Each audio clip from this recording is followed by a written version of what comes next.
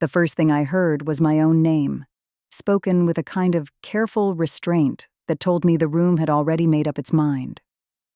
Kara, CEO. Tommy Filton said, "Is this yours?" He slid a single sheet of paper across the conference table. I recognized the formatting before I even recognized the signature. A resignation letter. My resignation letter. I stared at the bottom of the page, at the curve of the first initial, the slow sweep of the last name. It looked like something I would have written on a calm afternoon with a steady hand. Except I had never written it, not a line of it. My throat tightened. "This is not mine," I said. But the words felt thin, like they were struggling to cross the space between me and the dozen executives watching from their seats. A board member cleared her throat. Our system logged the submission at 10:43 in the evening through the employee portal. "That is your account, correct?" "It is," I answered, but I was not anywhere near a computer. I was at my sister's birthday dinner on Capitol Hill. My phone was in my coat pocket the entire time. My voice sounded steady, but my hands on the table were cold. Samuel didn't look angry. He looked puzzled, and that scared me more. Kara. This letter moved through 3 internal approvals before it reached my desk. Someone submitted it with your credentials. Another executive leaned forward. "Do you deny sending it?" I pushed the paper gently back toward them. "I deny writing any part of it." Silence followed, heavy and suffocating. It spread through the room like a slow fog. Chairs creaked softly as heads turned one by one toward the man sitting 2 seats down from me. Michael Hale, my manager of 4 years, was already pale. His jaw tightened, and he stared straight ahead as if refusing to acknowledge anyone in the room. His fingers twitched against the folder in front of him. No one said his name. They did not have to. The tension had already shifted, settling squarely on his shoulders while I tried to hold myself steady in my chair. I kept my eyes on the letter, the forged lines, the signature that mimicked my own.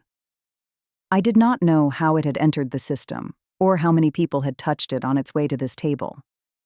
I only knew one thing as I drew a slow breath and waited for someone to speak again. Someone wanted me out, and they had begun with my name. 48 hours before that boardroom, my life still felt manageable. I walked into Northlake Financial with a stack of audit prep notes under my arm and a throat sore from too many late nights. The upcoming operations audit was the kind of pressure that either crushed people or pushed them upward.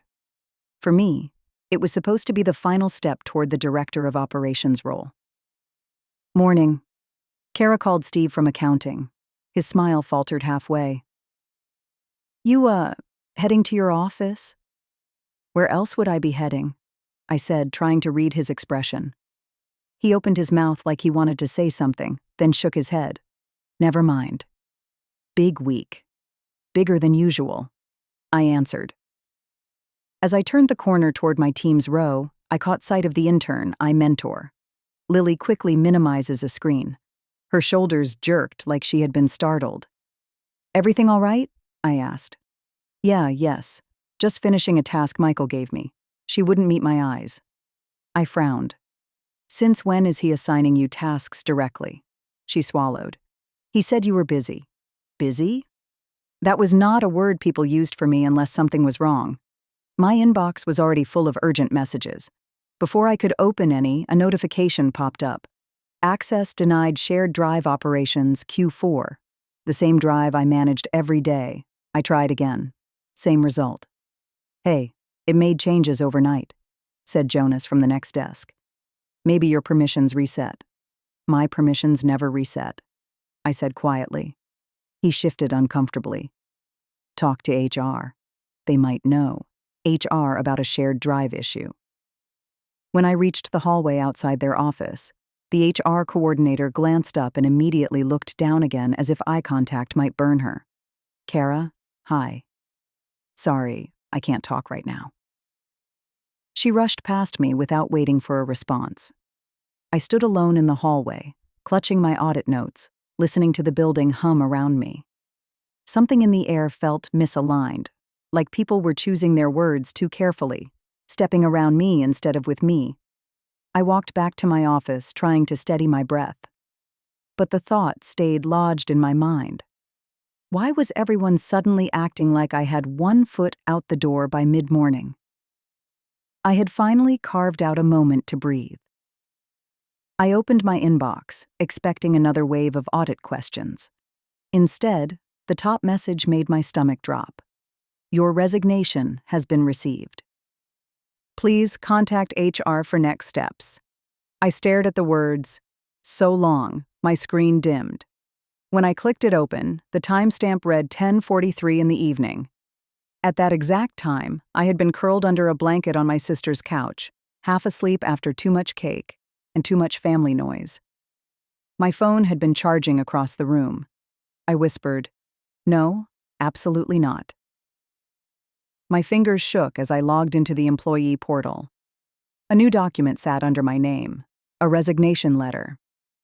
I opened it, and the first sentence punched through me. I am stepping down for personal reasons. That was not my voice. I did not use phrases like that. The tone was soft, almost grateful, like someone trying to leave quietly. Someone had written a version of me that did not exist. I marched straight to HR. The door was open. The coordinator, Betty, was at her desk. "I need to talk to you," I said. She flinched. "Kara. Hi." I saw the submission. The system just processed what came through. "I did not submit anything," I said. Betty's eyes darted toward the hallway. "Well, once a document is attached to your profile, it routes automatically. That is how the workflow is designed, Betty," I said softly. "You know me. Do you really think I would resign out of nowhere?" She swallowed hard. "I am not supposed to comment. You should probably talk to your manager." The warning was too quiet to be casual. She gathered her papers as if she might flee. I stepped back, gripping the doorknob, feeling heat rise in my chest. A forged letter, a fake timestamp, a system that treated lies as facts the moment they were uploaded. Someone had crawled into my professional identity and rewritten it. Someone had touched my account, and they were willing to go dangerously far to erase me. I did not bother knocking. I stepped into Michael Hale's office and closed the door behind me. He looked up from his monitor with a smile that stretched too wide, too practiced. "Kara," he said, tone bright enough to sting. "I heard you've had a busy morning." "I need to talk to you," I replied. "Now." He leaned back in his chair, folding his hands like he was about to coach me through a minor misunderstanding. "If you're reconsidering your resignation, you should communicate clearly. These transitions go smoother when everyone is aligned." I stared at him. I never resigned. A flicker so fast it almost slipped by and crossed his face. He recovered immediately, but the damage was done. "Of course," he said lightly. "Maybe the letter was phrased more formally than you intended. The part about stepping down for personal reasons." My pulse thudded. "You read the letter." He hesitated. "HR briefed me." "No," I said. "HR did not show me the letter until I found it myself." "They did not brief you on the phrasing." His jaw tightened, his eyes dropped to a stack of files. "Anywhere but me. Kara, let us not turn this into a spectacle. If you changed your mind overnight, just say so." I was not anywhere near a keyboard at 11:37 in the evening. I said, "Someone accessed my profile and submitted that document." He reached for a pen, but his hand shook. "You have always been emotional during audit seasons. Maybe you forgot." "Did you access my account?" I asked.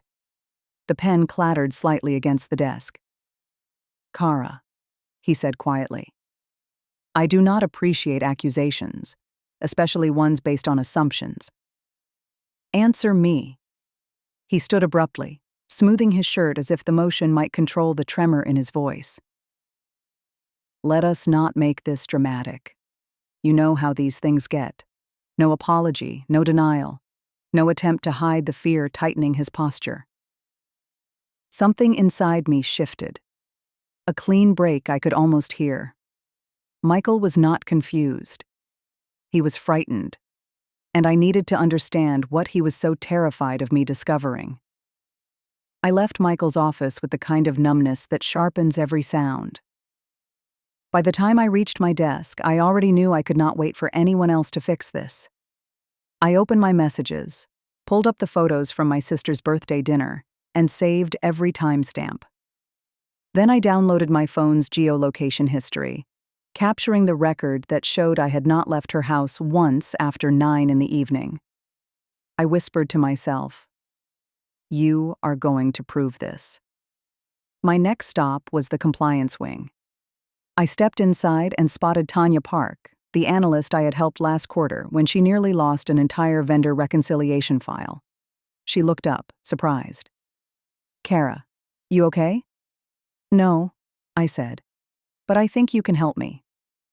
She closed her laptop slowly. "Tell me what you need." I explained everything quietly, carefully. Her expression didn't change, but her fingers tightened around her pen. "Show me the document," she said. We stood shoulder to shoulder at her workstation. I pulled up the resignation letter from the portal. Tanya downloaded the file, opened the metadata panel, and inhaled sharply. "This was created on a North Lake device," she said. "Which one?" She scrolled deeper. "Machine IDHD office, that is Michael's workstation." My pulse thudded once hard. Tanya clicked again. "Accessing the user activity logs. There is more. Your profile was accessed at 10:43 in the evening, not from an external device, from an internal admin gateway. Someone routed through the company network to mimic your login." I felt my throat tighten, so it was deliberate, very deliberate, she said, and whoever did it knew exactly which permissions to exploit. I gathered the printed logs she handed me, each page shaking slightly in my grip. Michael had not just lied. He had built a trap and pushed me toward it with a forged signature and a false timestamp. Tanya lowered her voice. "Kara, he needed you gone before the audit hits." I held the stack of evidence to my chest, the weight of it settling in my hands. If he forged my resignation, what else was he hiding that was worth risking everything for? Tanya had not moved from her chair. Her eyes stayed fixed on the screen, her fingers flicking through file directories with a speed that told me she was looking for something specific, something she had not mentioned yet. "Kara," she said quietly, "there is another document." My voice tightened. "Another resignation." "No." She clicked a folder and opened a second PDF. "This is different." The moment the text appeared, my stomach lurched.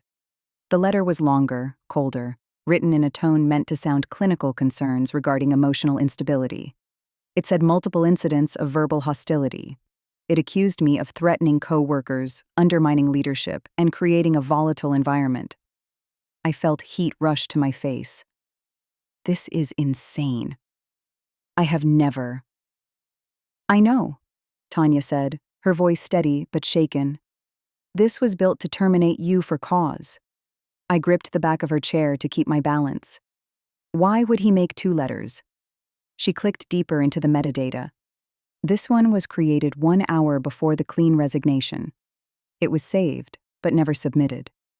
My hands went cold. So he had a backup plan.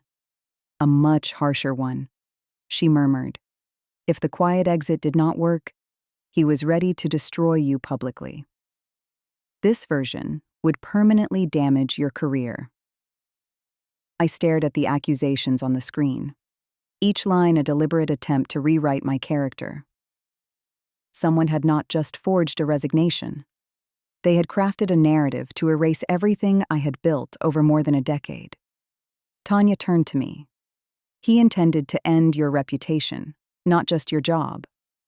I pressed my fingers to my temples, trying to steady the sickening churn in my stomach. One forged letter was a betrayal. 2 was a strategy. Someone had mapped out multiple versions of my disappearance. Why were they preparing not one, but 2 different exits for me? I had barely left the compliance wing when my phone rang. The caller ID froze me mid-step. "Tommy Filton, Kara," he said. The moment I answered, his voice controlled and clipped. "We need to talk about your resignation now." I did not resign. I said there was a pause. "Come to the 32nd floor. HR will escort you." The line went dead. 2 members of HR were already waiting near the elevators when I stepped out. They did not speak. One gestured for me to follow. I could hear the low murmur of conversations around us. Soft, urgent, disappearing the second I looked up. Phones lowered, eyes shifted away. Every step felt like walking through a story already written about me. As we approached the executive hallway, the air tightened. Michael Hale stood near the conference room door. A stack of papers clutched to his chest. Sweat dampened the collar of his shirt. When our eyes met, he flinched and looked at the floor. "Michael," I said quietly. He swallowed hard. "Kara, this is not the place." "I know," I replied. "But you put me here." His face pinched as if the words had struck him physically. One of the HR reps opened the conference room door.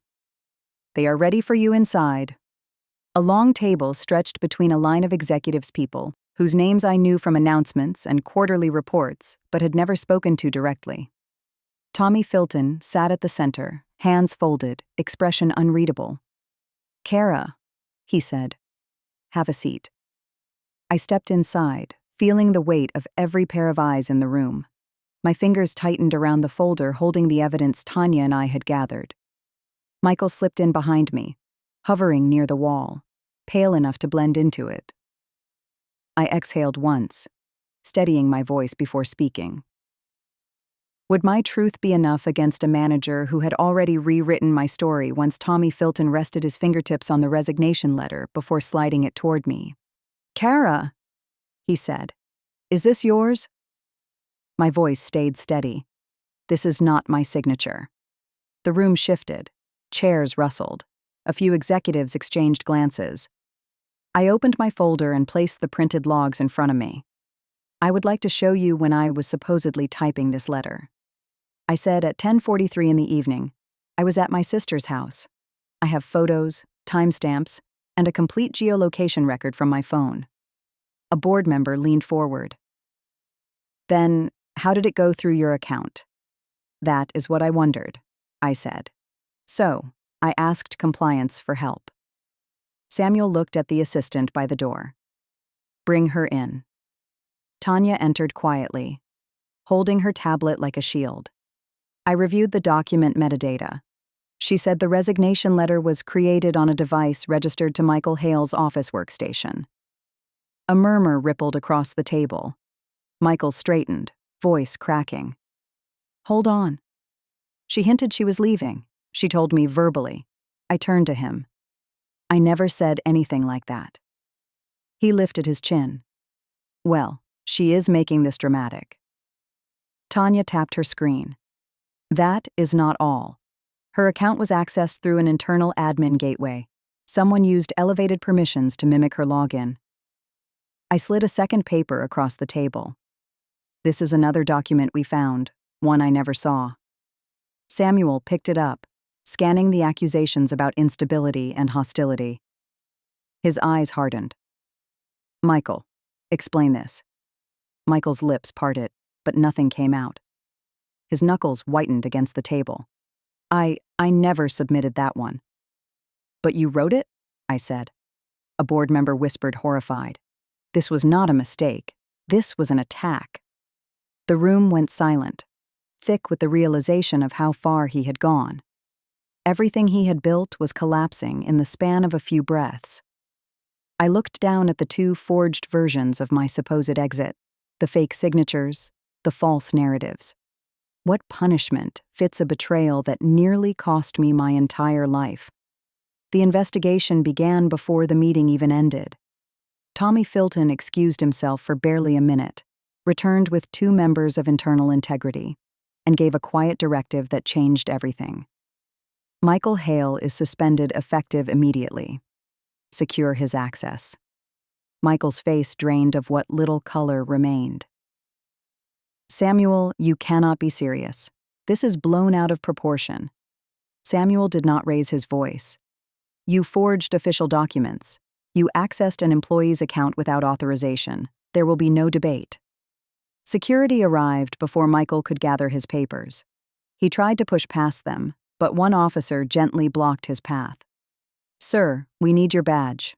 I built this department, Michael whispered, voice cracking. I said nothing. There was nothing left to say. By noon the next day, Northlake Financial released a company-wide statement. It did not use my name, but everyone understood who the unnamed employee was and what Michael had done.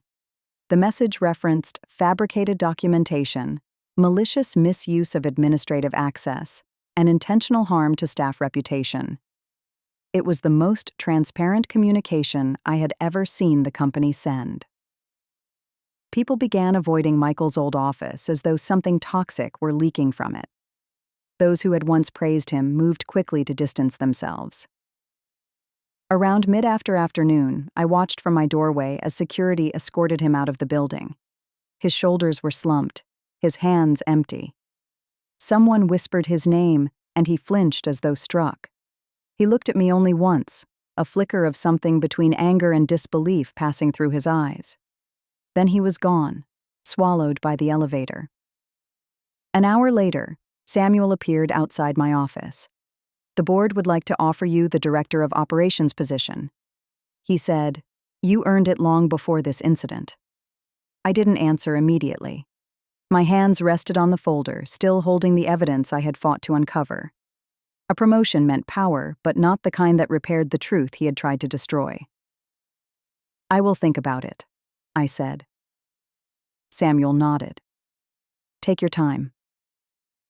When he left, I looked at the empty space in the hallway where Michael had stood just hours before. Now that he was gone, what did I want for myself? I sat at my kitchen table long after the sun had dropped behind the skyline. The apartment was quiet in a way that made every memory louder. The late nights on audit weeks, the weekend calls, the times I had told myself that loyalty would eventually be seen, eventually be rewarded. I thought about the trust I had placed in Michael Hale, how I had defended him to people who doubted his leadership, how I had believed he wanted me to succeed. I opened my laptop and pulled up a blank document. No template, no polite phrases written by someone else. I typed slowly, choosing every word with the same care I had used on every project for more than a decade. It was not angry. It was not dramatic. It was simply the truth.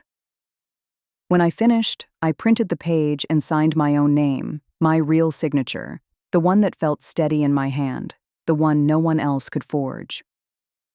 The next morning, I walked into Tommy Filton's office and placed the letter on his desk. He read the first lines, then looked up sharply. Kara, he said, you do not have to do this. You are valued here. You have every opportunity ahead of you. I know, I said. But staying would mean rebuilding something I no longer recognize. He leaned back, disappointment softening his expression. If you ever reconsider, my door is open. Thank you, I said, truly. I walked out of his office without hesitation, past the glass walls, past the floor where everything had nearly come undone. No one escorted me, no whispers followed. It felt like stepping out of a story someone else had tried to write for me. That evening, an email arrived from a rival firm. They had read the investigation statement. They wanted to talk. I closed the laptop and stepped outside into the drizzle, letting the rain settle against my skin, breathing in the first moment that truly belonged to me.